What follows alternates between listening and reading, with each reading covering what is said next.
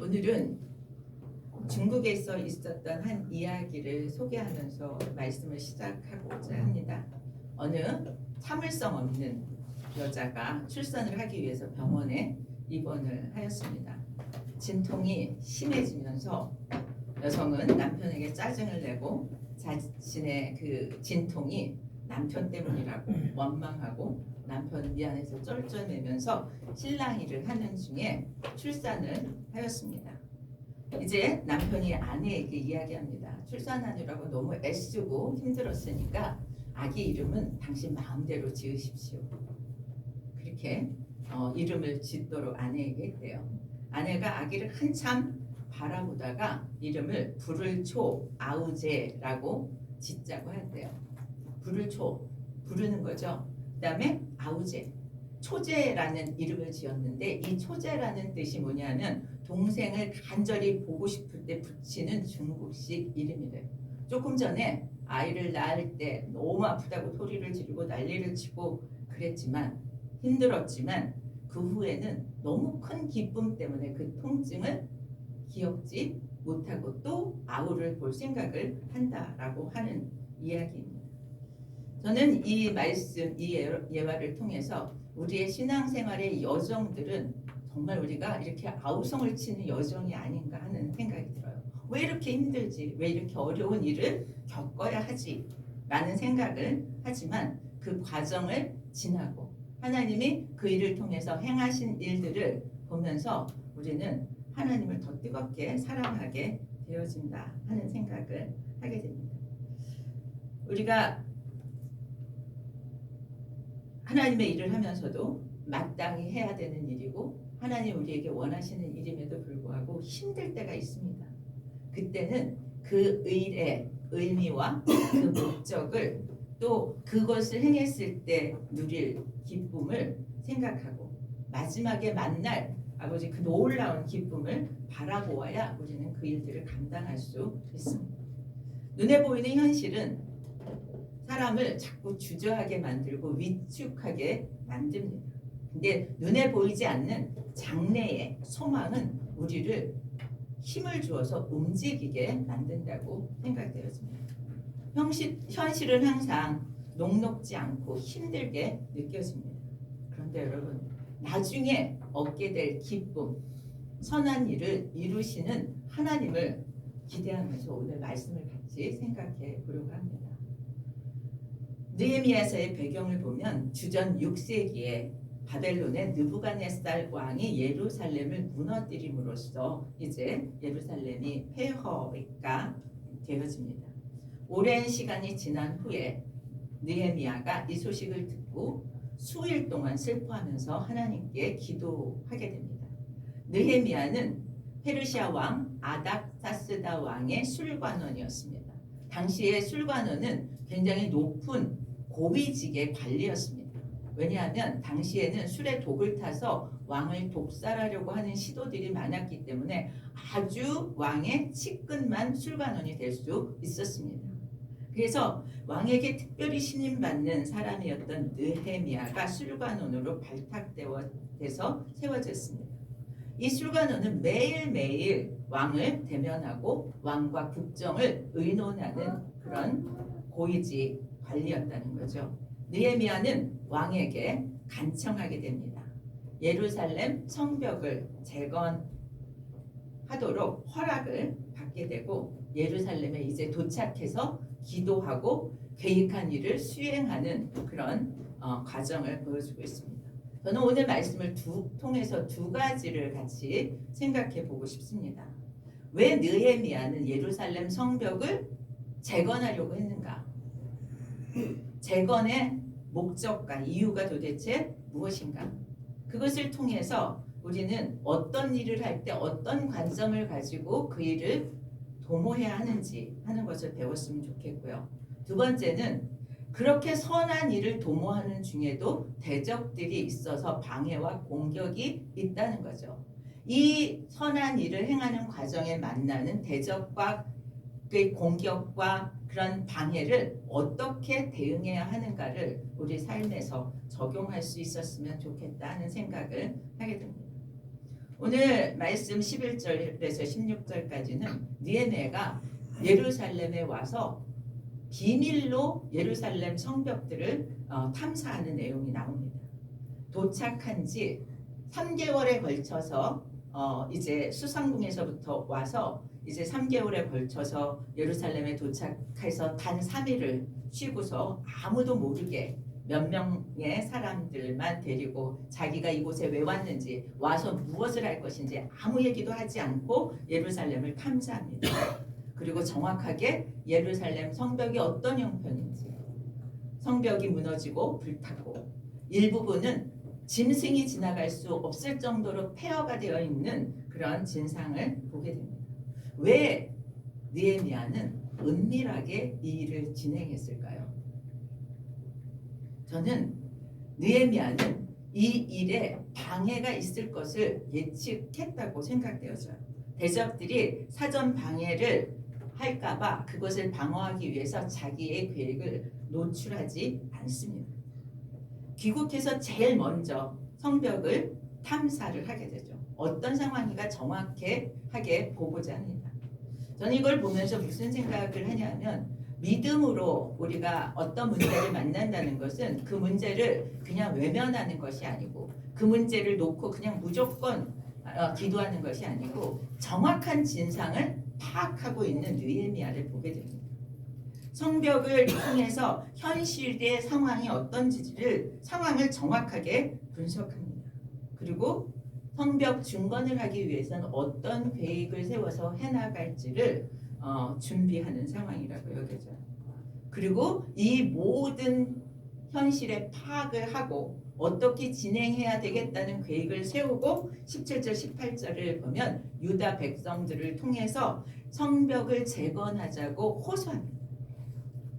자기가 예루살렘을 정확하게 파악한 것을 근거로 해서 어떻게 일을 감당해야 할지를 이 예루살렘 사람들과 나누게 돼요. 여기 16절에서 17절 그 17절 앞에 보면 이게 16절에 보면 유다 사람들에게나 제사장들에게나 귀족들에게나 방백들에게나 이외에 일하는 자들에게 알리지 아니하다가 아무 때나 알리는 게 아니에요. 그러니까 우리가 어떤 일을 도모할 때 막 미리 얘기하는 게 아니라는 거예요. 17절에 후에 그들에게 이르기를 그 타이밍이 있습니다. 하나님의 일을 할 때 알리고 시작해야 될 타이밍을 딱 잡아서 그들에게 이 얘기를 해요. 우리가 당한 곤경을 너희도 보았고 라고 얘기합니다. 저는 이 부분이 우리가 굉장히 지혜롭게 해야 될 부분이라고 생각되어져요. 예루살렘 성벽의 황폐함을 얘기하면서 예루살렘을 다시 세우자. 그래서 수치를 당하지 않도록 하자라고 호소합니다. 그러면서 그것의 근거를 어디에 두냐면 하나님께서 내게 어떻게 도우셨는가. 예루살렘까지 오기까지의 과정이 녹록하지 않았습니다. 하나님이 도와주셨다는 것, 그리고 아닥사스다 왕이 전폭적으로 지지해서 예루살렘 성에 가서 성벽을 재건하도록 허락을 받았다라고 하는 얘기를 하면서 백성들이 동참하도록 그렇게 용기를 심어줍니다. 백성들의 반응이 그러니까 어떻게 나와요? 느헤미야의 호소를 듣고 성벽을 재건하자고 아주 적극 나서게 되어집니다. 이렇게 선한 일을 하려고 할 때 18절에 보면 이 선한 일을 하려 할 때 어떤 일이 일어납니까? 대적들이 일을 시작합니다.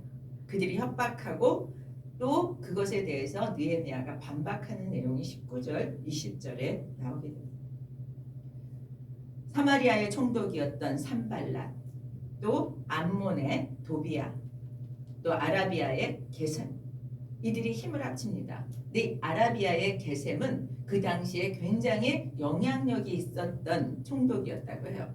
그래서 이들이 힘을 합쳐가지고 이제 그 느헤미야, 유다 총독인 느헤미야를 찾아와서 타협을 하려고 합니다. 그들이 비난하는 내용이 뭐냐면 너희들이 비웃고 업신여길 뿐만 아니라 페르시아 왕을 반역하는 일이다라고 협박해요.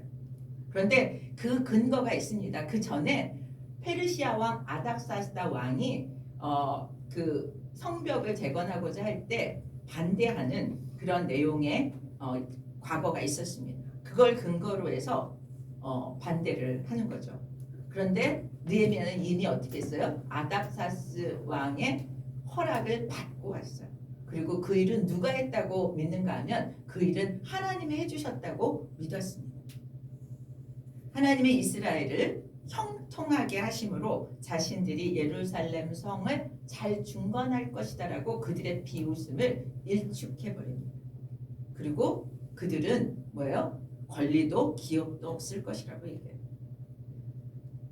느헤미야는 인간적으로 보면 매우 용의주도하게 이 일을 계획하고 왔습니다.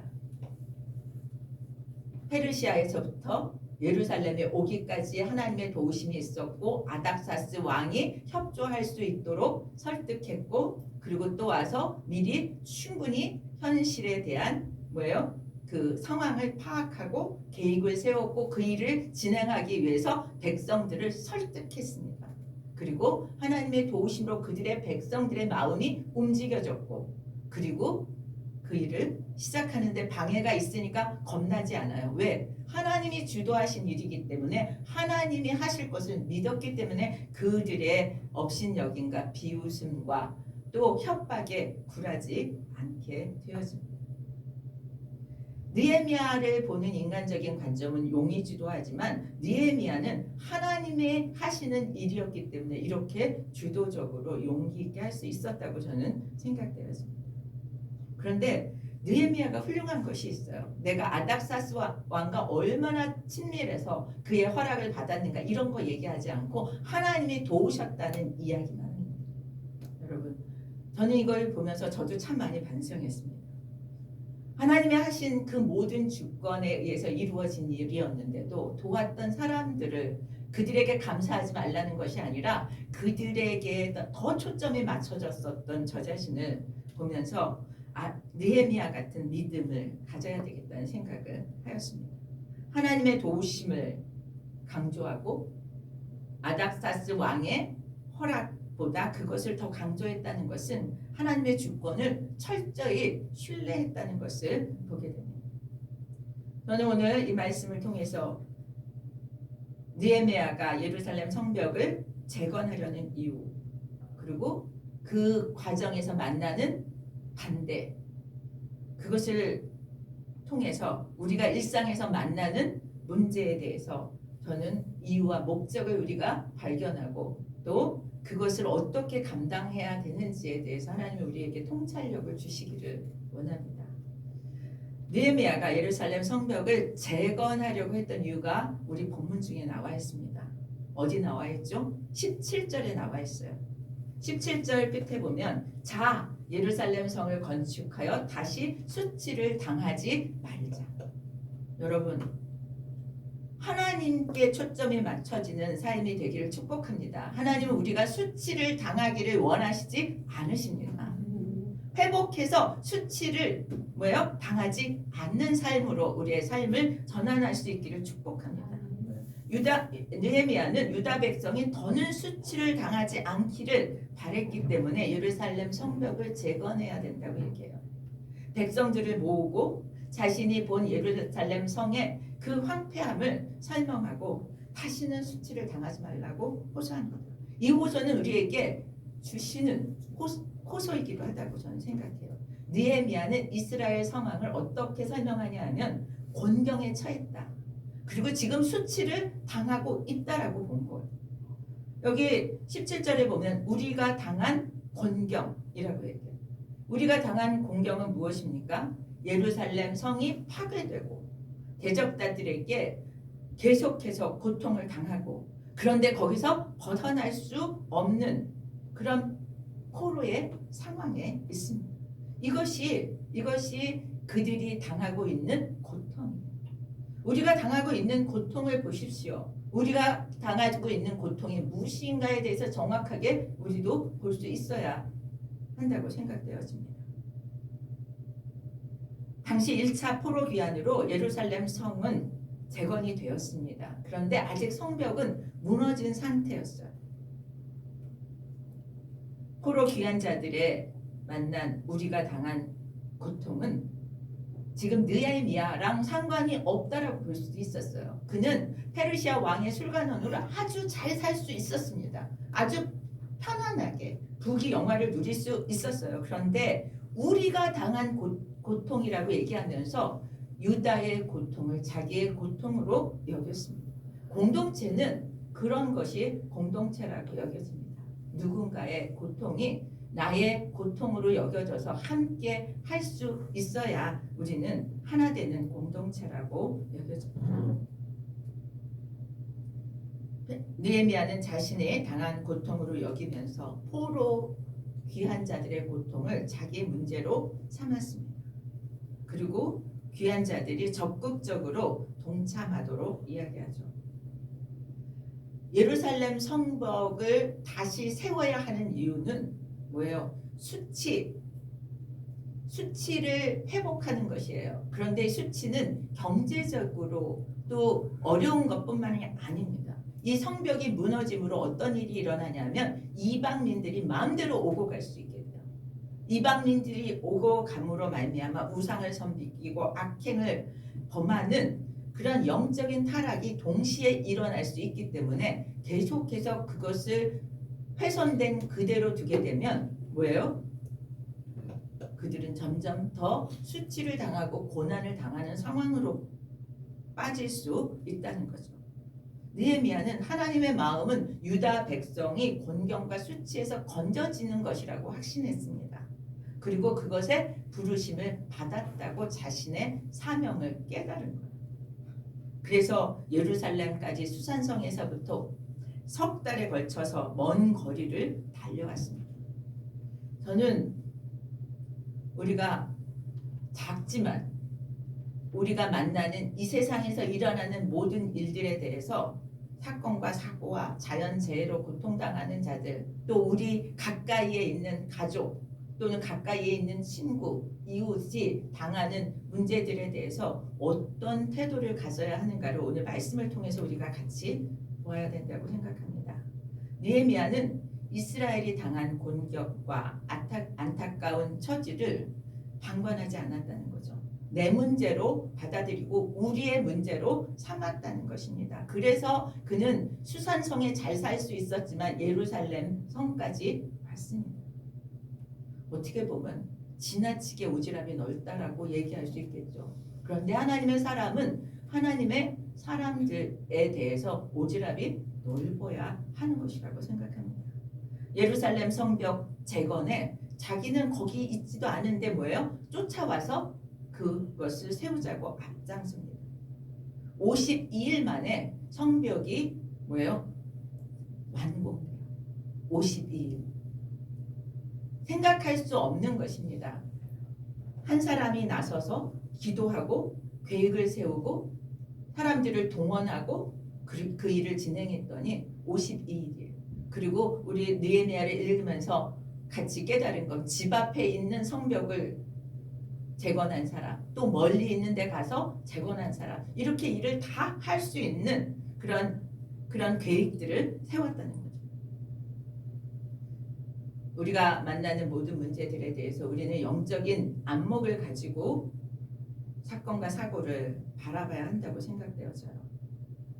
우리 개인뿐만 아니라 모든 대한민국 또 인류는 많은 어려움들을 만나고 있습니다. 뉴스를 볼 때마다 전쟁, 기근뿐만 아니라 인종차별도 심하고요. 또 정말 동생의 문제와 뭐 여러 가지 빈곤의 문제와 이런 모든 어려움들을 보게 됩니다. 근데 성경은 이런 일들에 대해서 내게 직접 다 있는 문제가 아니라 할지라도 정확하게 하나님의 관점으로 보고 거기에 우리가 할 수 있는 일을 찾으라고 오늘 우리에게 말씀하신다고 생각합니다. 가장 먼저는 죄와 멸망으로부터 세상을 구원하는, 세상이라고 그러니까 엄청난 것 같지만 내가 가까이에 있는 한 영혼이 세상입니다. 그들을 구원할 수 있어야 된다고 오늘 말씀하시는 줄 믿습니다. 예루살렘 성의 성벽을 건축하는 것처럼 우리의 신앙의 성벽을 세워서 다른 것들이 들어오지 못하도록 하는 일이 우리에게 우선되어져야 될 거라고 생각돼요. 신앙의 성벽을 우리도 세웠으면 좋겠습니다.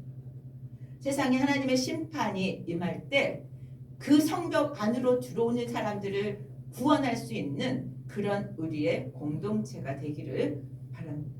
우리의 가정이 정말 어려움을 만나고 고통을 겪는 사람이 가정 안으로 들어올 때 대피성이 되고 도피성이 되고 구원을 얻는 곳이 가정이 되어야 하고 교회가 되어져야 한다고 생각합니다. 구별해서 괜찮으니까 들어오고 안 괜찮으니까 안 들어오고가 아닙니다. 이곳에 들어와서 우리 가정 안에 들어와서 구원이 이루어지는 역사가 일어날 때 하나님은 오늘 우리에게 그런 관점, 영적인 관점으로 구원할 대상으로 품어 안아야 할 대상으로 보라는 거죠. 세상은 참 어둡고 황폐해 있습니다. 그곳에서 신앙의 성벽을 쌓아서 소금과 빛의 사명을 감당해야 할 줄 믿습니다. 세상에 있는 문제들을 나와 상관없는 문제가 아니라 정말 그 문제들을 함께 끌어안고 안타까운 마음으로 기도하고 소망이 없는 자에게 정말 소망을 갖도록 구원의 복음을 나누고 이 땅의 문제들을 함께 풀어가는 우리들이 되어지기를 소원합니다. 느헤미야가 이제 유다 백성과 함께 예루살렘 성벽을 재건한다고 하니까 대적들이 반응하죠. 산발락과 도비아와 게셈이 느헤미야와 귀환한 사람들을 업신여기고 비웃습니다. 너희가 왕을 배반하고자 하느냐라고 묻어요. 이스라엘 대적들이 보인 반응은 우습게 여기는 거였습니다. 니네들이 하겠어? 라고 하는 거죠. 여러분, 우리가 하나님의 일을 할 때 이런 비웃음을 시작합니다. 왜 하냐면 시작도 못하게 하려고 하는 거예요. 선한 일을 하려고 도모할 때 처음부터 그게 되겠냐? 가능이나 하냐라고 하는 마음이 자꾸 우리를 위축되게 만들죠. 여기서 느헤미야는 밀리지 않습니다. 그들이 심하게 협박하잖아요. 페르시아 왕을 배반하기 위한 것이라고. 성벽 중건 공사를 시작도 하지 못하도록 그렇게 막으려는 시도입니다. 그런데 느헤미야와 귀한 자는 그것이 너무너무 부담이 됐을 거라고 생각되어져요. 여기 업신여기다, 비웃다 다 같은 말이에요. 이렇게 반복해서 같은 의미의 말을 한다는 것은 산발락과 도비아와 이 게셈이 얼마나 하나님의 일을 우습게 여기고 유다 백성을 우습게 여기고 느헤미야의 시도를 얼마나 우습게 여겼는지가 나타납니다. 그런데 뭐 느헤미야를 우습게 여기고 유다 백성을 우습게 여기고까지는 좋습니다. 그런데 하나님의 도우심의 역사를 우습게 여기는 것은 용서할 수 없는 일이에요. 대적들은 하나님의 역사가 시작되는 게 싫어서 방해를 있는 대로 하게 됩니다. 여러분, 하나님이 기뻐하시는 일을 하면 우리는 어떤 전제를 갖고 있냐면요, 다 잘 돼야 된다. 우리가 하나님의 기뻐하시는 일을 하게 되면 하나님이 다 잘 되게 해주셔야 된다라고 하는 전제를 마음속에 갖고 있어요. 그래서 뭔가 좀 잘 안 되면 하나님의 일이 아닌가 보다 이렇게 쉽게 단정하게 되어집니다. 그런데 느헤미야는 그렇지 않았어요. 대적들을 향해서 담대하게 반박합니다. 하나님이 자신들을 형통하게 하실 것이다. 아니, 비웃고 조롱하는데 거기다 대고 하나님이 형통하게 하셔서 예루살렘 성벽을 재건할 수 있게 할 거다라고 얘기합니다. 그것은 하나님의 주권에 대한 철저한 믿음이 있었기 때문에 그렇게 얘기한 것이라고 생각돼요. 하나님이 예루살렘 성벽을 재건하는 일이 하나님이 원하시는 일이라고 하는 확신 때문에 그는 담대하게 말할 수 있었습니다. 하나님의 뜻이 확실하다면 하나님이 도우실 것이다라고 하는 믿음도 있었어요. 여러분, 하나님의 뜻인 일이라면 하나님의 도우심을 확신하시기를 바랍니다.